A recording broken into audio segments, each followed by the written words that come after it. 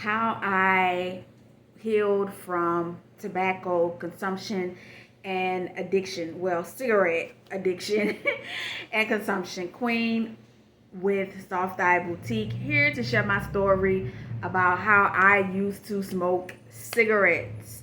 Okay, your girl really did smoke cigarettes.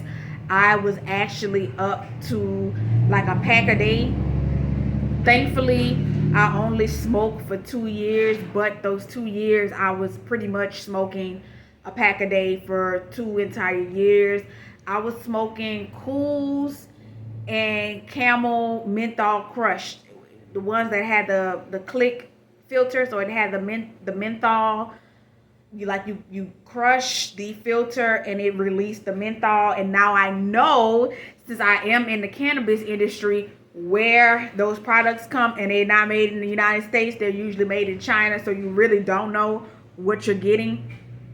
um so yeah, there was a time where I used to, like, if I was really, really trying to take it light, I would smoke Capris or Virginia Slims, the real skinny and long cigarettes, because that made me feel more svelte and mature and all of this foolishness that I thought I was doing. So, how I ended up smoking cigarettes, okay? So, my dad smoked cigarettes. He still smokes cigarettes to this day, but I didn't grow up with my daddy. So as far as in my house, there was never any type of cigarette or tobacco consumption. We just knew of the family members who did smoke. So as far as it being in the house, I didn't witness that growing up. But my relatives, they are not the reason why I started smoking cigarettes. So any reason to pick up a cigarette is stupid, but mine was really, really, really silly. I was working at a gas station, and I had been working there since I was in high school. So 15 years old up until I graduated from undergrad, but I still was working there even after I graduated from undergrad. So I was there for a minute. And I noticed that the people who got a lot of breaks, they were the ones who was smoking cigarettes. So the boss, he let them go and smoke cigarettes pretty much whenever they wanted to, and nobody could do anything about it. So as soon as I turned 18, foolishly, I'm selling the liquor and tobacco, because I was selling it when I was in high school, because I was able to do that. Had my permit and all this type of stuff, and I I literally just went right above me. So if you ever go into like a gas station or anything like that, a convenience store, usually the cigarettes are right above the cashier's head. So I was like, I'm about to start smoking cigarettes. And I was the guy that I was dealing with at that time, and I still kind of deal with him, so I really need to let him go. He was smoking cigarettes. He still smokes cigarettes to this day. He smokes Cool. So I literally just went above my head, scanned the pack, paid for it, and was like, I'm going on my smoke break. Because I was like fed up. Okay, I was just fed up with everybody getting all these breaks. I was working hard. I actually became a store lead, a team leader, and which was a step right underneath a store manager when I was in high school. So I had a lot of responsibility as a high school student, and even after I graduated, I had the keys to the safe. I had the alarm code. I was pretty much in charge of all the money, because the owner, he really did trust me, and he knew that I was not going to steal from him. Even though I would go into the deli, because they had a deli where we fried chicken and did all of that, like the crispy, crunchy chicken, and I would just eat whatever I wanted to. Like, I cook it and eat whatever I wanted to, and I didn't really care what he had to say about that. So that is how I started smoking cigarettes, okay? And it was so foolish, and to this day, I cannot believe I did it, but obviously I did that. So, this thing is moving behind me. So, about 2 years strong. The guy that I was dealing with off and on, like I said, we would get together. He never even questioned when I started asking him for a cigarette when he would open his pack. And so I'm talking about, like, y'all, I'm packing the cigarettes, I'm doing all of this foolishness, and like it's just ridiculous, okay? Just straight up crazy. And he didn't even question when I started asking him for a cigarette. And so he would just give me the cigarettes and things like that. And, we'll be smoking cigarettes together. So thankfully, that's all he was smoking. And that's all we were smoking. So from then on, like a 2 strong years, I started, I was smoking a pack a day. And I do have to admit that one of my siblings, I speak about this a lot. We don't consider each other, I'm just saying this for the sake of this video, but they don't claim me, I don't claim them. But one of the siblings, I actually introduced her to cigarettes, and she is hooked. So that's something that I regret to this day, because the cigarettes have really started to take her down. And you can see it in her skin and in her teeth and all that, on top of some other things that she's dealing with as well. So, yeah. So for about 2 strong years, I was smoking cigarettes, still working at the gas station, until one day this regular customer who came in, he would always buy beer. And I saw the man had a trach, but I never really paid attention to it. And I know what trachs are. I knew where trachs usually come from. You have some type of throat or esophageal cancer, things of that nature. Some type of mouth cancer. And one day I was outside smoking a cigarette, and he came up to me and he pressed on his voice box. When they press on the voice box, they sound like a robot because it's a machine talking for them. And he was like, if you keep smoking them cigarettes, you're gonna end up like me, and you too pretty for that. And this is a black man. And I finished my cigarette, and then I went back in, because a line started to grow. That night when I went home and I went to bed, I literally had a dream. It was surreal. It was out of body, like I was in a world, I was in a reality. I entered into a multiverse, which I now know I had shifted into a parallel reality when I was in that dream state. And I went into the reality to where I had developed cancer from smoking the cigarettes, and I had a trach. I was talking through a voice box. I see myself looking in the mirror, and I just looked horrible. I did not even recognize myself at all. It was just like, I don't know if you all have ever seen that show Ghost Riders, and the villain Gooey Gus. That's kind of like how I looked, due to the cancer and all of that taking over my body.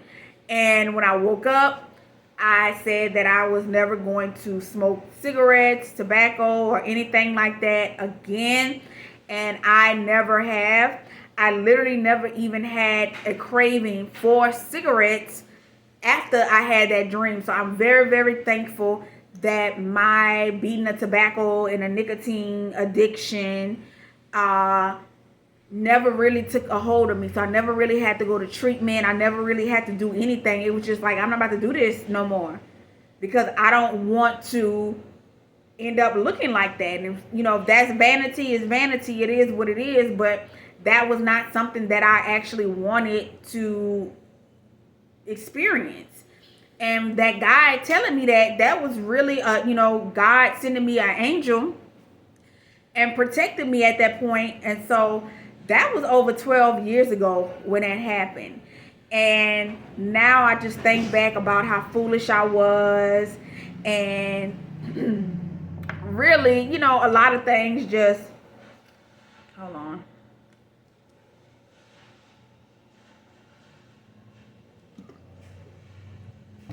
How it was really like a whole bunch of employment labor law violations as to why I wasn't getting breaks like everybody else, but that's neither here nor there at this point.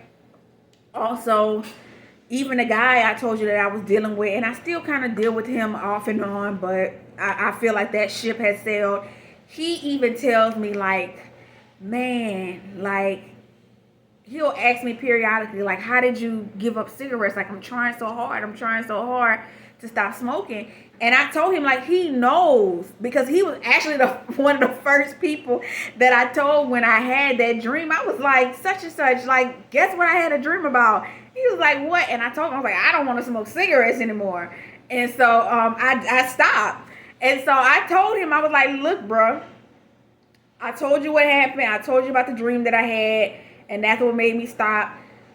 He also had a friend that he was really, really close to.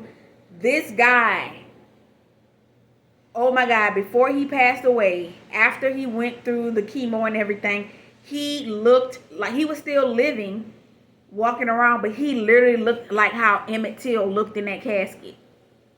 And when he showed me that picture, I just jumped back. I was like, oh my God, he looked like a mixture of Emmett Till, and I don't know if y'all remember, and I'm not making fun. Like, this is literally how that guy looked.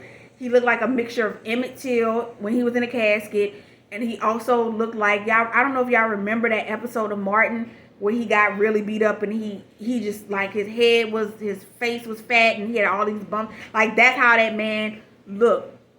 And it was very disturbing, and he didn't even have a funeral once he passed because he looked even worse from the cancer that he got from tobacco and nicotine. And so, you know, my guy friend, I told him, I said, look, bro, you saw how your homeboy went out this world because of cigarettes. You still smoking cigarettes. Because the guy that that guy that I was dealing with, he's an alcoholic. Sometimes I don't know if where his stance is. That's on him. But I told him, I was like, look, I'm glad you're not really drinking anymore, but these cigarettes are no better. So you smoking these cigarettes, you know what the outcome is going to be. You have all these underlying health issues. And when you get cancer, and I told him just like this, and I know if, I said, when you get cancer because of these cigarettes, I am not going to be there for you. So you need to understand that I am not going to be there for you because you are not actively taking any steps to stop smoking. Like, you're not at all. Like, I can smell it on you. And that was one thing that I realized, just how, like, hygienically, cigarettes make you stink. Like, cigarettes stink. They stank, okay? With a S-T-A-N-K. Cigarettes stink. They make you stink. It is killing your body from the inside out. They are horrible things to smoke. Nobody needs to be smoking no cigarettes. I'm not talking about the people who grow their own tobacco and do all that type of stuff, because people not doing it. They're not. They're just not doing it. And people not smoking the the Native American type cigarettes that don't have all that stuff in there. But that's still up for debate as well. So it's like, why are you still smoking this? And also with the relatives of mine, I remember there was a aunt that I had on my dad's side. As far when I was a child growing up, she always looked bad. Like, she always looked rough. Like, she lived a bad life. So I had never saw the youthful and beautiful her. And she really, like, the age that I am now, like, that's kind of like the age that she was when I was growing up. That's how bad that lady looked. Like, if you can, even through my veil, you can literally see the youthfulness and everything within me. And so now I wonder why she was so, I know exactly why she was so mean, because obviously if I look like this now, imagine how I looked when I was younger. So she died from cancer that was induced by cigarette consumption. I didn't go to the funeral. Probably wasn't going to go. Nobody told me, but if they did, I probably wouldn't have went, because I didn't like the way that she treated me the few times that I was around her. But I remember clear as day, after the funeral, you know, people had came by my daddy's house, and even my daddy, like, They lighting up cigarettes and smoking it. And I was like, are y'all serious?